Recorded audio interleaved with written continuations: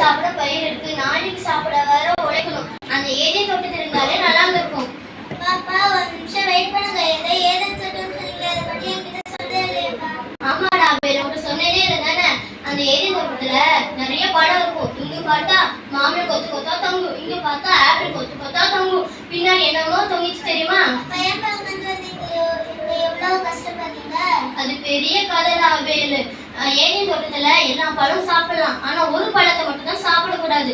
அதுதான் நன்மை தீமை அறியத்தக்க பழம். ஆனா ஒரு சர்ப்பத்தோட பேச்சை கேட்டதுனால நானும் உங்க அம்மாவும் அந்த பழத்தை சாப்பிட்டுட்டோம். அதுக்கப்புறம் அந்த ஏதேன் தோட்டத்துல போலான்னு பார்த்தா கத்து அந்த ஏதேன் தோட்டத்தை வேலி அடிச்சுட்டாரு. தேவனுடைய பேச்சுக்கு கீழ்ப்படியலன்னா எவ்வளவு பெரிய தண்டனையா? கீழ்ப்படியாம இருந்தது இவ்வளவு பெரிய பாவமா? ஆமாடா, நினைக்கலாம் கீழ்ப்படியாம வந்து ஒரு சின்ன பாவம்னு.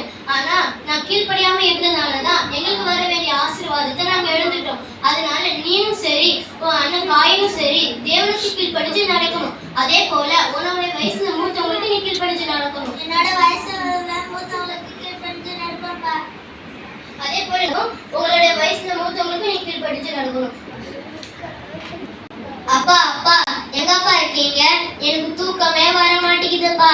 அப்பா கதை சொன்னாச்சு தூக்கம் வரும். அப்பா அப்பா நீங்க எங்கப்பா இருக்கீங்க?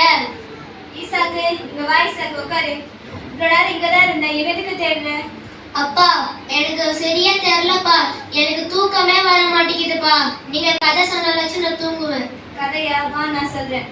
ஒரு ஊர்ல ஒரு தாத்தா இருந்தாங்க. தாத்தாக்கு 190 வயசு ஆகி குழந்தைய பிறக்கலையா. நம்ம தேவன் வந்து அவர் தரிசனத்துல வந்து சொந்த தேசத்தையும் சொந்த இடத்தையும் சொந்த தகப்பனுடைய வீட்டையும் விட்டு போக சொன்னாங்கப்பா. எதுக்குப்பா அந்த நம்ம கத்தர் அந்த தாத்தா அவங்க அப்பாவுடைய வீட்டை விட்டும் அவங்க இனத்தை விட்டும் போக சொன்னாங்க?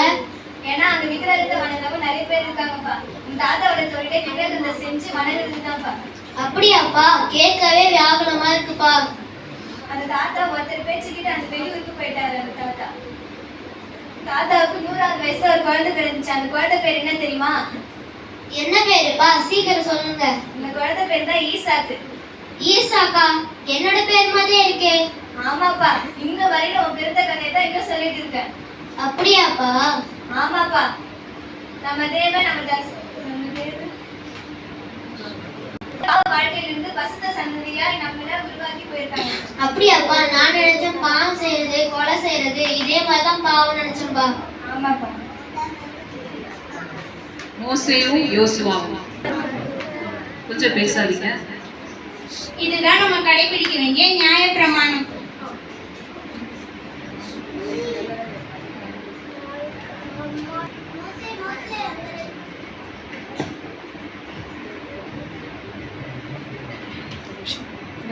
மோசே அங்க 2 பேர் சண்டை போடுறாங்க. மோசே வந்து தீர்த்து வைங்க. ஆரம்பிச்சிட்டாங்களா?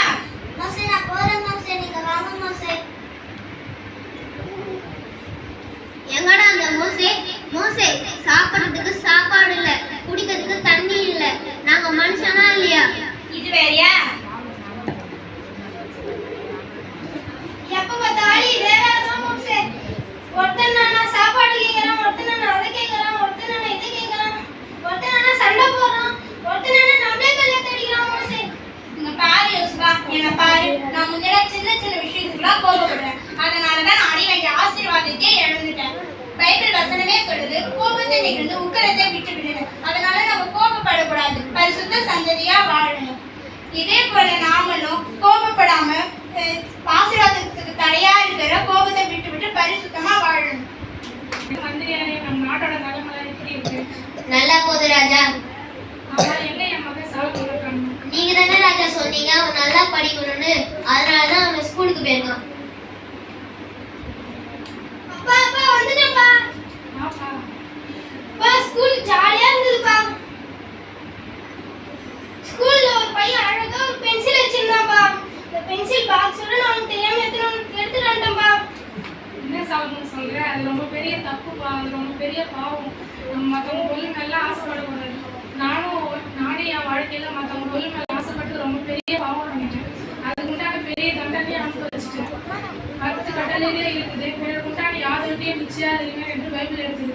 அதனால நம்ம மற்றவங்க பொருள் மேல ஆசைப்படக்கூடாது. சரியா சொல்லுமா? சரிங்கப்பா. நீங்களும் நினைச்சிருப்பீங்க மற்றவங்க பொருள் மேல ஆசைப்படுறது பாவமா இல்லையான்னு. அது ரொம்ப பெரிய பாவம். அதனால நம்ம மற்றவங்க பொருள் மேல ஆசைப்படாம பரிசுத்த சந்ததியா வாழுவோம். பரிசுத்த சந்ததியா வாழ்ந்தது போல நீங்களும் பரிசுத்த சந்ததியா வாழுங்க.